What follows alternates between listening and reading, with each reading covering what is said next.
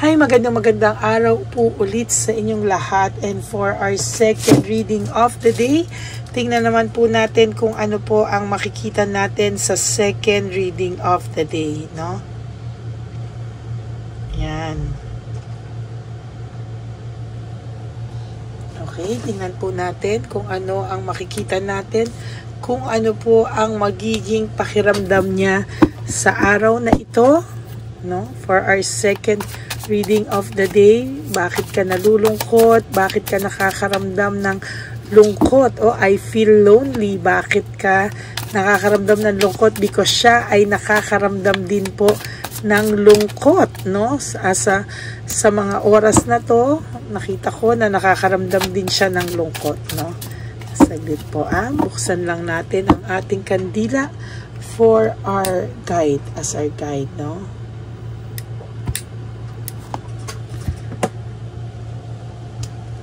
Okay.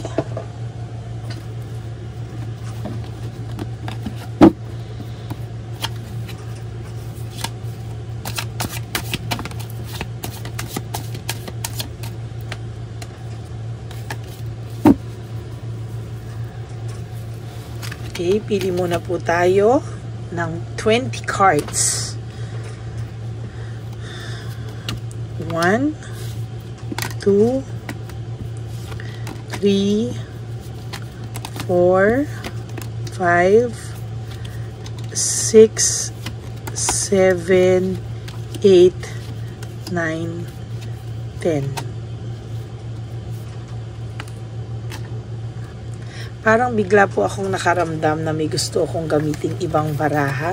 Yung baraha pong matanda ng lola ko.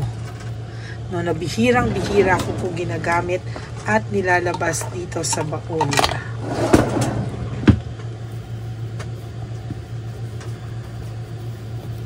Matandang-matanda na po ito dahil ito po ay galing pa po sa kanyang lola.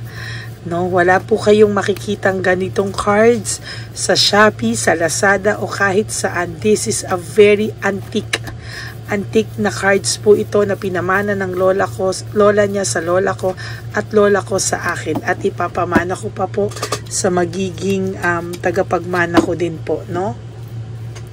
So sasamahan po natin ito, or ito muna po ang aking babasahin.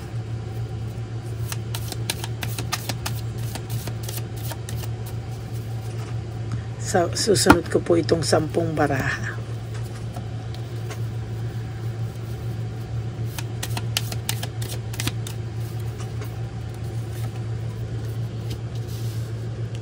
Flames, no?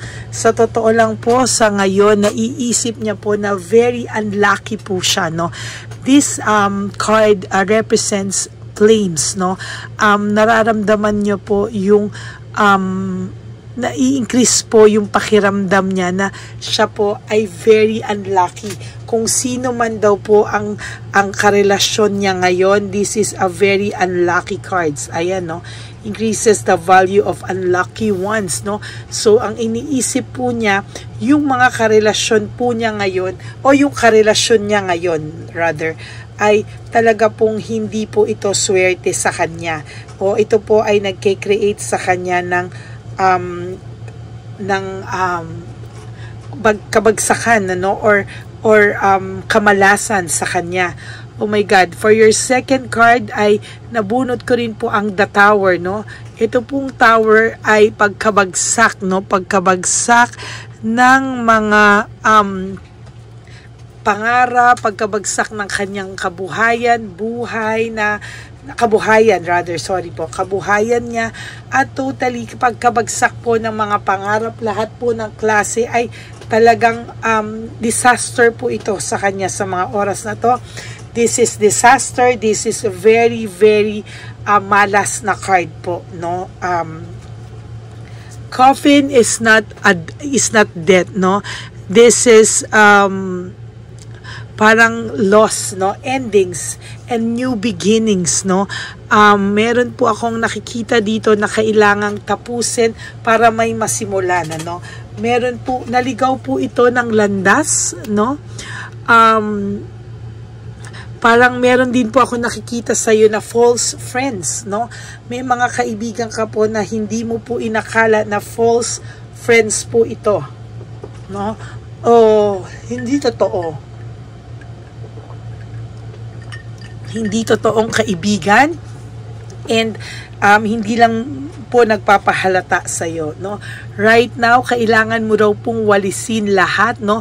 Meron ako nakikita ditong quarrel, family friends na quarrels, or pagkawala, no? May mga malalaman ka na kung sino yung mga taong totoo sa iyo, kung sino yung mga taong hindi totoo sa iyo, kailangan maramdaman mo po ang pagkawala nila sa buhay mo para ikaw po ay maka-move on with your life. Kasi sa totoo lang po, medyo magulo po, no, ang mga taong ganito, no? Birds, no? Yung birds po ay also misfortune when it comes to your friends and enemies, no? May mga iba ka pong kaibigan na akala mo ay kaibigan, pero sa totoo lang po, may dala-dala po itong galit na hindi mo po alam, no? And somehow, sa nakikita ko, isa rin po ito sa nag-uudyok, isa rin to sa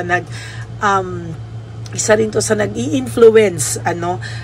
Pero wag ka pong mag-alala, meron pong mga blessings na parating sa'yo, good health for you, and meron pong mga fulfillment, no? Yung flowers is about fulfillment and highest hopes, no? Meron po ako nakikita na aayos ka, no? Magiging maayos ka po, although meron pa rin po yan kahit papano po may isip-isip mo po siya, no? Pero somehow po ay mangyayari po ito talaga sa tamang panahon, maiisip mo po, no? Mag-iingat ka po sa mga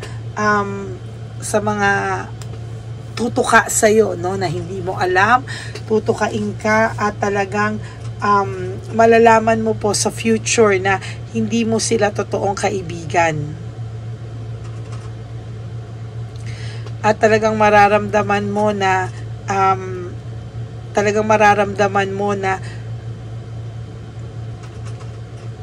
alam mo yung feeling na minsan may instinct ka na, magaling yung instinct mo, no? Sometimes yung instinct mo po ay nararamdaman mo biglaan, ano? May bigla kang kakabahan, mararamdaman mo po ikaw ay may gift of instinct and intuition. So pag may nangyayari, bigla pong makakaramdam ka ng kakaiba, bigla ka pong makakaramdam na there is something wrong, no? May alert, may alarm, no? Alam ko po, most of you sa binabasahan ko ngayon ay may ganyang pakiramdam na bigla kang kakabahan and hindi mo alam bakit, no? Bigla kang kakabahan for whatever reason, hindi mo alam saan nanggagaling yung mga ganyan, ano? And biglaan na lang po, no? Mararamdaman mo po yung kanilang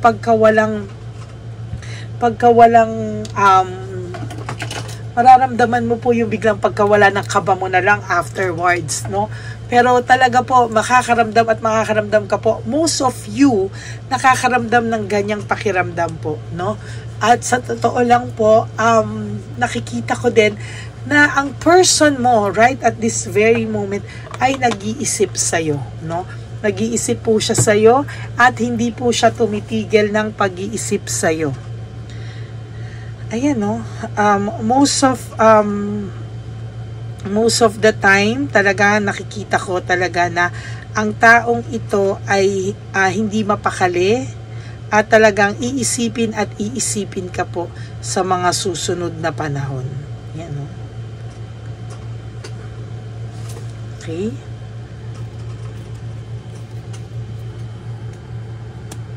Yan, sorry po. No, isa pa po sa nakikita ko ay meron ditong magaganap, no? May magaganap po sa inyo. Mag-ingat po kayo, ha? Kasi meron din po ako nakikita dito na sometimes yung lungkot mo po is natutukso ka po na gumawa ng isang bagay na medyo impulsive, no? Hindi pinag-iisipan. Medyo mag-ingat ka daw po sa mga ganon, ano, na hindi pinag-iisipan, na somehow ikaw rin ang napapahamak, no? Kailangan po mag-isip ka muna po 100 times or talaga bago mo po gawin ang isang bagay, kasi minsan po sa sobrang pagka-miss mo sa taong ito ay or minsan meron kang mga impulsive decision. Yan, no? Nakikita ko po sa energy nyo eh.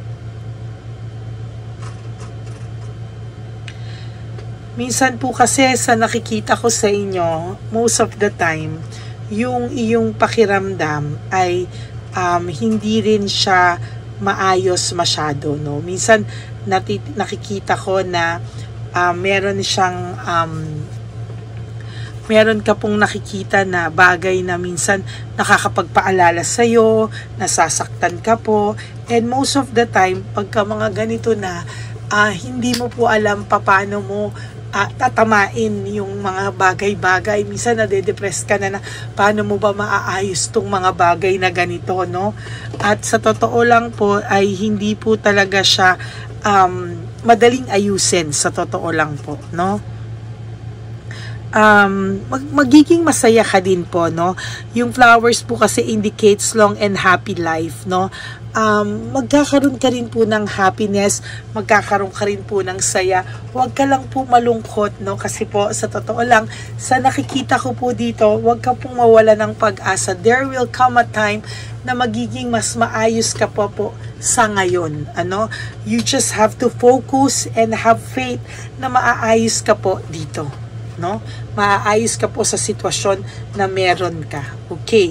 So ngayon po, gusto ko naman pong gamitin yung 10 na binunot ko kanina, no, para makita ko kung anong feelings niya po sa iyo sa ngayon, ano? Sabi niya po, I was hurt by you. Nasaktan din naman daw po siya sa pagkawala mo. Nasaktan din naman po siya sa iyo. No, pareho lang po kayo, pero siya po ang may kagagawa nito and hindi po ikaw, no? Sabi niya po din dito, you are too nice, I don't deserve your kindness. Kaya pinapanindigan na lang po niya kung ano po yung kasamaan ng pinakita niya sa iyo. Sabi niya, I can't tell you the truth. Hindi niya po masabi ang totoo sa iyo. Kaya pinaninindigan na lang po niya yung mga bagay na to, na kahit po hindi niya po masabi sa iyo yung katotohanan. Kaya ito na lang po yung ginagawa niya, no? Pinapanindigan na lang po niya yung kanyang masaklap na pinapakita or pinakita sa iyo. Sabi niya po, I can't come to you. Wala rin po siyang mukhang maiharap sa iyo, sa totoo lang, no? Hindi niya rin po maintindihan yung sarili niya, eh, oh? Sa totoo lang po, hindi niya din maintindihan yung sarili niya. And sabi niya, why do I feel so lost? No, hindi niya po malaman kung bakit na nararamdaman ka pa rin po niya, no? Hindi niya po alam kung bakit, pero sabi niya, my life is in a mess right now, no? Ang buhay niya po ngayon ay talagang gulo. Talaga pong magulo ang buhay niya. Kung inaakala mo po at ikaw ay nasasaktan na siya ay masaya, siya ay ganito, no, hindi po totoo yan.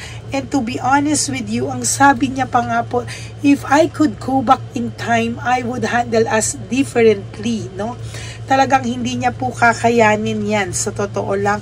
And kaya ka raw po niya ni-let go is to find himself, no, or herself. Pero hindi po totoo yan, eh, no? Akala niya po kasi ikaw yung problema, pero hindi niya po alam na ang problema ay siya, no? Siya po, no? Ngayon nararamdaman niya po na it is dark without you, no? Malungkot po ang buhay niya. And for your last card is, why can't I move on from you? I think ito pong card na to ay nabunot ko din kanina. If I am not mistaken, nabunot ko din po yan kanina. Yan. So that is your second reading for the day. I hope na naka-resonate po kayo, and if you do, pwede po ba lahat ng manonood, paki-like nyo naman po ang ating video for today. Ayan, ang ating second reading. So maraming salamat po sa inyong lahat, and for those of you who would like to have a private reading with me, you can message me po at Ladyly Elena, that's Ladyly Elena. Nasa dulo po yan ng ating video. Diyan nyo lang po ako makokontakt. That's my only official and legit FB account. Ayan. Maraming salamat po sa inyo, and I do hope na napanood nyo na po yung 4 videos kahapon na in-upload natin bago po kayo tumalon sa ating video na ito. And yung first reading kanina, also a very powerful reading, no? Sana po ay mapanood nyo rin po yan bago kayo tumakbo dito, no? So maraming salamat po sa inyo, and please, no skipping of ads. Tulong nyo na po yan sa channel, and I do hope all of you na panood nyo na po yung ating One Love a Day, and ina-expect ko po na lahat kayo ay nakapanood na po ng One Love a Day. Maraming salamat po sa inyong lahat, and may God bless you all. Mag-ingat po kayo, ang lakas po ng ulan, kaya kayo po ay mag-iingat lahat. Maraming salamat po sa inyong lahat, and I love you all from the bottom of my heart. And to all my Lady Elena solid and loyal Lady Elena friends, family and subscribers, I love you all from the bottom of my heart. Mahal na mahal ko po kayo, mga subscribers ko. And let us all pray also for Dr. Willie Ong. Talagang mahal niya rin po tayo, mga subscribers niya. At kaya i-pray din po natin siya na gumaling po siya sa God's will po, no? And of course, sa inyo pong lahat, no, ang lagi ko pong payo sa inyo is life is too short. Don't make it shorter by stressing yourself from all the pains and heartaches na binigay sa inyo ng kahapon. Just surrender everything to the divine universe and just let go and let God write your life and love story. I will be back for another set of reading. Huwag po kayong mawawala.